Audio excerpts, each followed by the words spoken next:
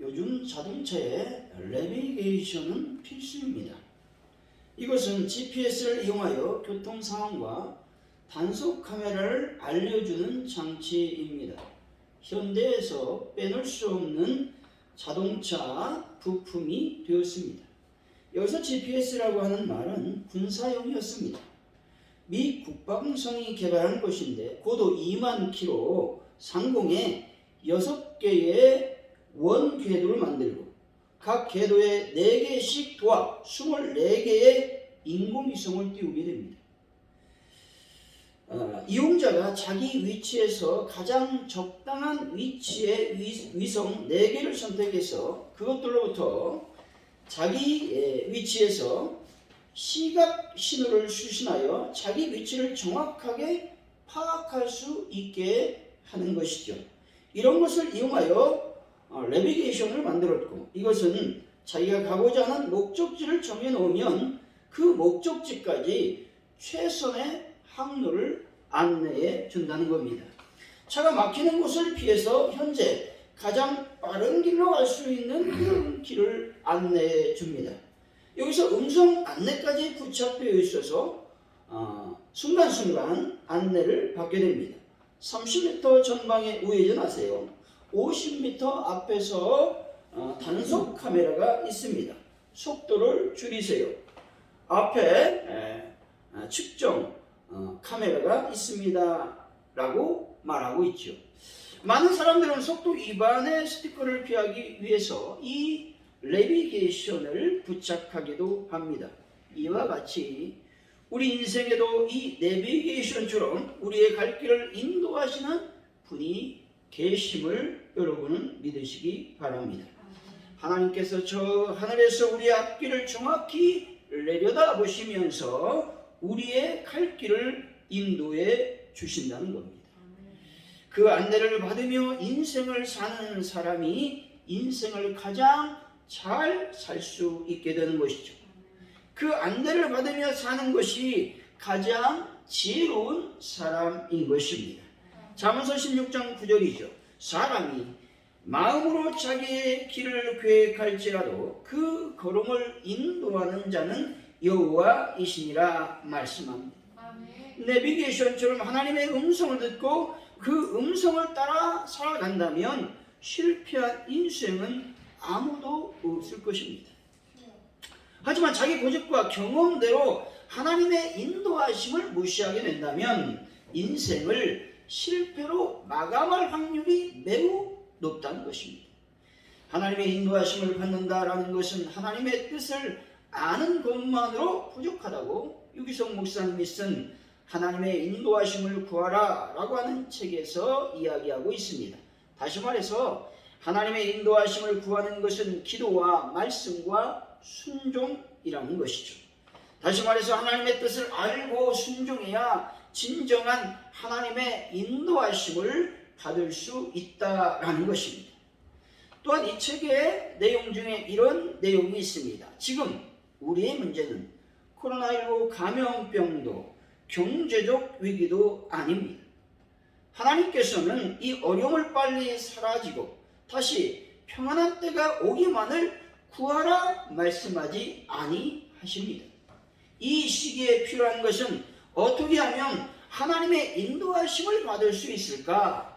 주님이 원하시는 것은 무엇일까에 집중하는 것입니다 라고 말했습니다. 결국 주님께서 원하시는 것은 무엇입니까? 라는 질문에 삶의 초점을 맞춰야 된다는 말입니다. 또한 하나님의 인도하심을 갈망해야 된다고 말하고 있는 것입니다. 사랑하는 성도 여러분, 하나님의 인도하심을 늘 구하시고 말씀 안에서 하나님의 선하신 인도하심의 절대적 순종으로 형통한 2023년의 삶을 살아가는 분들이 되시기를 예수 이름으로 간절히 축원드립니다. 오늘 본문은 동방박사들로부터 유대인의 왕으로 탄생하신 예수 그리스도에 대한 소식을 들은 헤롯은 아기 예수를 죽이려고 음모를 꾸미게 됩니다. 그러나 그러한 헤롯의 음모는 이미 하나님에 의해서 간파되고 말았다는 것이죠. 그리야 하나님은 동방 박사들에게 꿈에 헤롯에게로 돌아가지 말도록 지시하고 있습니다. 그리고 요셉으로 하여금 마리아와 예수를 데리고 애굽으로 피신하게 하셨다는 것입니다. 애굽으로 피신하는 사실은 유대인의 왕으로 나신 그가 유대인들에게 배척받으실 것임을 예표하고 있는 말씀입니다. 그리고 아기 예수의 애굽 피신은 예수님께서 애굽이 상징하는 죄와 사망으로부터 영적 이스라엘 곧 성도들을 구원해 내실 것을 강조하고 있는 말씀입니다. 오늘 말씀을 통해서 하나님의 인도하심이라고 하는 제목으로 하나님께서 우리를 어떻게 인도하시는지, 또한 우리는 그 인도하심을 어떤 삶으로 반응해야 되는지에 대해서 하나님의 은혜를 나누겠습니다. 하나님 우리를 어떻게 인도하실까요? 하나님은 질서를 따라 인도하십니다. 13절이죠. 한번 읽어봅니다. 시작. 그들이 떠난 후에 주의 사자가 요셉에게 현몽하여 이르되 헤롯이 아기를 찾아 죽이려 하니 일어나 아기와 그의 어머니를 데리고 애굽으로 피하여 내가 내게 이르기까지 거기 있으라 하시니. 아멘.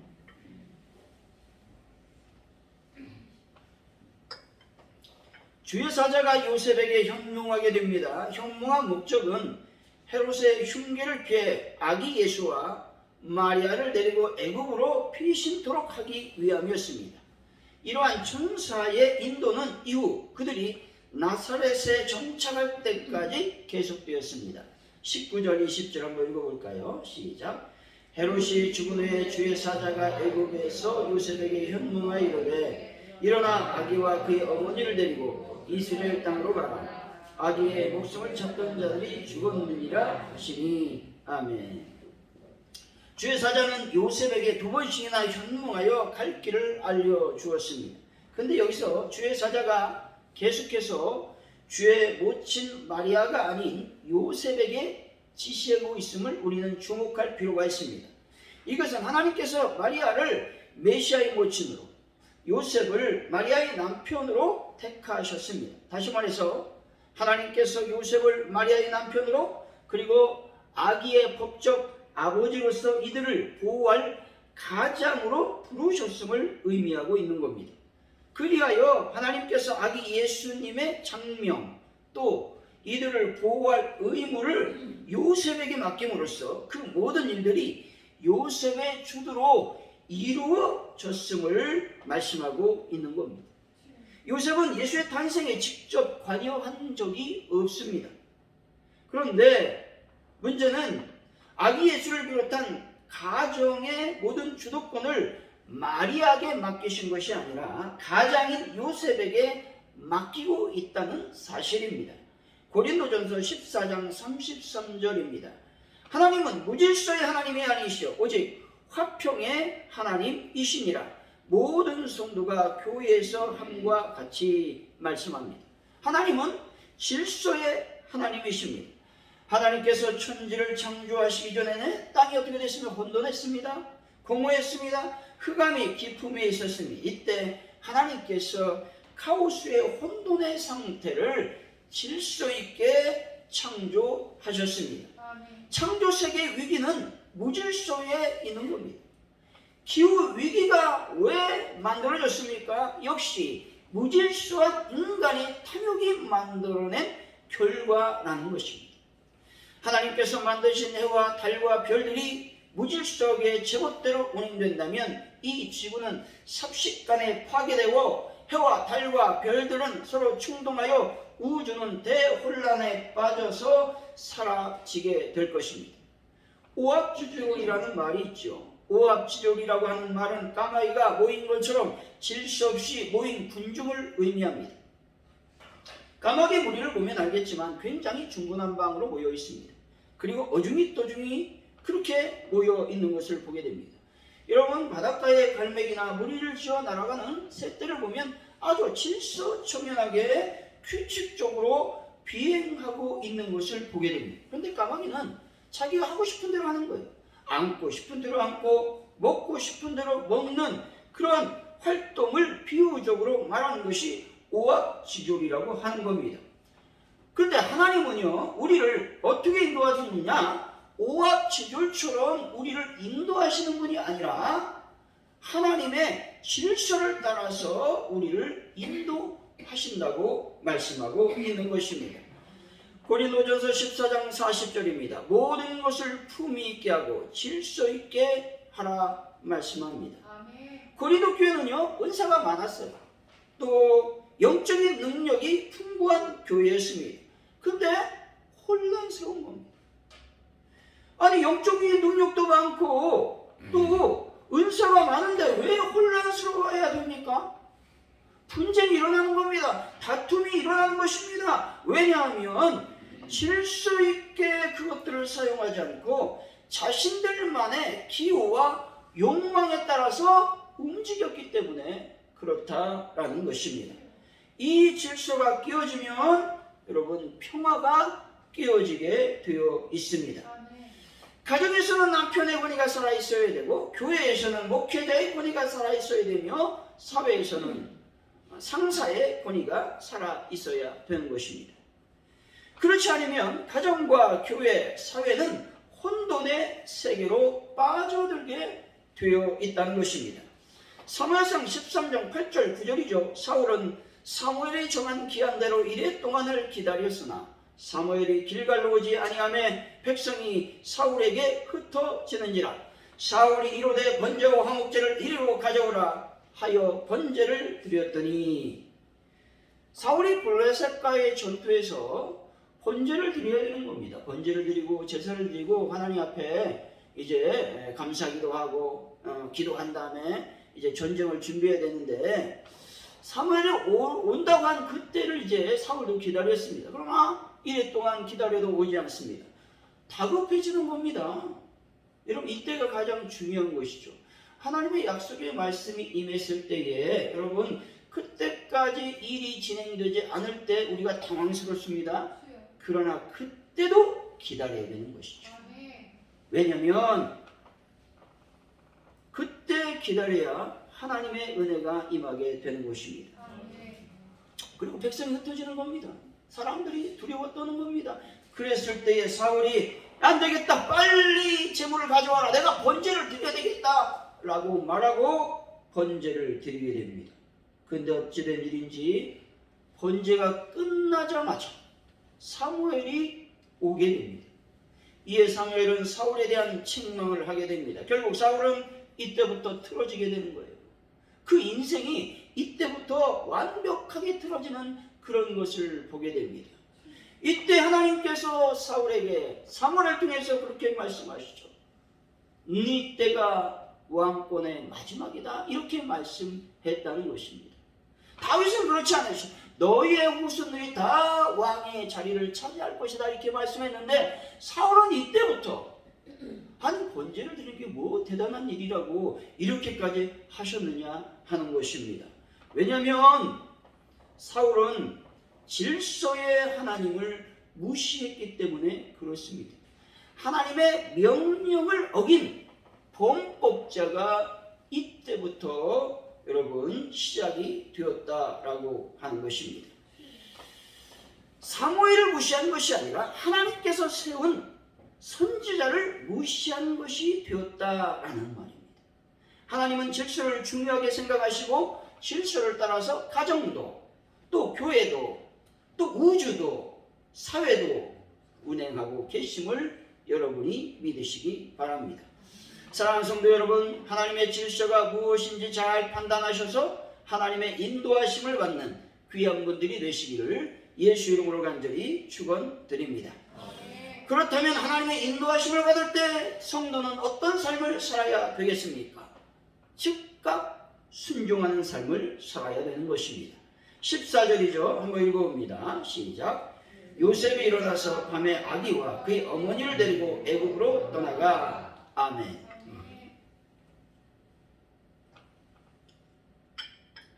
요셉은 하나님 말씀이 떨어지기가 무섭게 일어났습니다. 여러분, 그때가 밤이었는데 요셉은 잠시 쉴 틈도 없이 여러분 애굽으로 갔다고 말씀하고 있는 것입니다. 21절이죠. 한번 읽어봅니다. 시작. 요셉이 일어나 아기와 그 어머니를 데리고 이스라엘 땅으로 들어가니라. 아멘. 요셉에게 또한 하나님의 말씀이 임했습니다. 그것은 이스라엘 땅으로 가라는 것입니다. 아기의 목숨을 찾던 자가 죽었다는 겁니다. 여러분, 천천히 하겠다라는 말과 생각은 마귀의 생각인 겁니다. 지금 하지 말고 천천히 해 라고 하는 유혹의 소리가 들릴 때 우리는 과감히 이렇게 결단해야 됩니다. 나는 지금 해야겠다 라고 말이죠. 성경을 읽는 것도 피곤하니 내일 읽자, 기도도 힘드니 오늘은 좀 쉬자라는 유혹은 처음에는 대수롭지 않게 보여도 사실은 근본을 무너뜨리는 무서운 유혹인 것입니다. 여러분, 이제는 말씀에 즉각 순종하는 분들이 되시기 바랍니다. 즉각 순종하면 더 큰 순종을 할 수 있지만 한동안 미루게 된다면 결국 더 큰 불순종으로 굳어지게 되어 있다는 것이죠. 우리 모두는 살아가면서 많은 결정을 내려야 됩니다. 그때마다 하나님의 인도하심과 도움이 필요한 것이죠. 어떤 분의 간증입니다. 대학 시절 끝나갈 즈음 친구들 중 하나가 크리스천이 아닌 아가씨와 친해지기 시작했습니다. 그녀가 예수님을 믿지 않는다는 것 때문에 그녀와 결혼하는 것은 옳지 않다고 느껴졌습니다. 그래서 그는 주님, 이 관계가 옳다면 그녀가 봄학기 마지막 날까지 예수 믿는 사람이 되게 해 주십시오 라고 기도했습니다. 그는 그 날짜를 그녀와 누구에게도 말하지 않았습니다. 봄학기의 마지막 날이 되었습니다. 파티에 갔다가 저녁이 되기 직전 그녀는 드라이브를 하고 싶다고 말했습니다. 그리고 그저 재미로 그리고 즉흥적으로 가야 할 방향을 말했습니다. 3번 좌회전, 3번 우회전, 직진 5km 거기에서 멈추는 거야 라고 말했습니다. 근데 놀라운 일이 발생했습니다. 그들이 도착한 곳이 과연 어디일까요? 미국식 공동묘지였습니다. 여러분, 미국의 공동묘지는 십자가가 많다는 거예요. 근데 이 공동묘지의 특이사항은 중앙에 커다란 십자가가 있고 그 중앙을 무대로 엄청나게 많은 십자가가 둘러싸여 있었다는 겁니다. 이때 이 남자친구는 이 여자에게 예수 그리스도의 십자가 사건에 대해서 얘기하게 됩니다. 그런데 놀라운 하나님의 역사가 일어났습니다. 여러분, 그녀가 예수 그리스도의 십자가 이야기를 듣고 울음을 터뜨렸습니다. 잠시 후에 그녀는 예수를 믿겠다고 고백했습니다. 여러분, 하나님의 인도하심이 얼마나 다양한지 우리는 알 수가 없습니다. 우리가 순종하느냐에 따라 우리의 삶은 달라지는 것이죠. 히브리서 11장 31절 믿음으로 기생 라합은 정탐꾼을 평안히 영접하였으므로 순종하지 아니한 자와 함께 멸망하지 아니하였도다 말씀합니다. 기생 라합이 여리고 전투에서 살아남을 수 있었던 것은 하나님의 말씀을 듣고 순종하여 정탐꾼들을 숨겨 주었기 때문에 그렇습니다. 여리고가 무너질 수 있었던 것은 하나님의 말씀에 즉각 순종했기 때문에 그렇습니다. 하나님은 여호수아에게 7일 동안 아무런 말 없이 여리고를 돌아라 말씀합니다. 여호수아가 어떤 자였습니까? 여러분, 장수였습니다. 아니, 장수가 비합리적인 명령을 듣는 겁니다. 도저히 인간으로서는 감당하기 어려운 명령을 듣는 겁니다. 그런데 여호수아는 어떻게 했습니까? 아멘 했습니다. 그리고 이스라엘 백성들이 더 위대하죠. 그걸 얘기하는 겁니다. 하나님께서 이렇게 하라고 말씀하셨습니다. 여리고를 아무런 말 없이 침묵함으로 7바퀴, 하루에 한 바퀴씩 또 7일째는 7바퀴를 돌아. 그러면 여리고가 무너질 것이라고 말씀하셨습니다. 했더니 아멘 하는 것입니다. 어떻게 됐습니까? 여러분, 여리고가 무너져요. 놀랍지 않습니까, 여러분? 아니, 그냥 돌기만 했어요. 그리고 마지막에 큰 소리로 외치는 것밖에 없었습니다. 그런데 여리고 얼마나 단단한지 여러분 모릅니다. 여러분, 벽만 2m. 그 여리고가 무너졌다라고 하는 것입니다. 왜 무너졌습니까? 하나님의 말씀에 믿음으로 즉시 순종했기 때문에 무너지게 되었다는 것입니다. 좋은 상황에서만 웃고 순종하고 충성하는 사람이 아닌 어려운 상황 속에서 변함없이 순종하는 신앙이 진짜 신앙인 것입니다. 하나님이 인정하는 신앙인 것이죠. 이런 사람은 하나님이 책임을 지시고 축복해 주십니다. 지금 있는 삶의 현장에서 하나님께 즉시 순종하는 귀한 삶을 살아가시기 바랍니다. 사랑하는 성도 여러분, 하나님의 말씀에 나중에가 아닌 지금 즉시 순종하여 하나님의 인도하심을 받는 2023년 한 해가 되시길, 그래서 하나님의 귀한 놀라운 복을 받는 귀한 분들이 되시기를 예수 이름으로 간절히 축원드립니다. 기도합니다. 하나님 아버지 감사합니다. 오늘 귀한 하나님의 말씀을 들었습니다. 주님, 하나님의 인도하심을 우리가 철저히 믿고 나가게 하여 주옵소서. 하나님의 말씀하시면 즉각 이해하고 순종하는 삶을 살게 하여 주옵소서. 감사합니다. 예수님의 이름으로 기도하옵나이다. 아멘.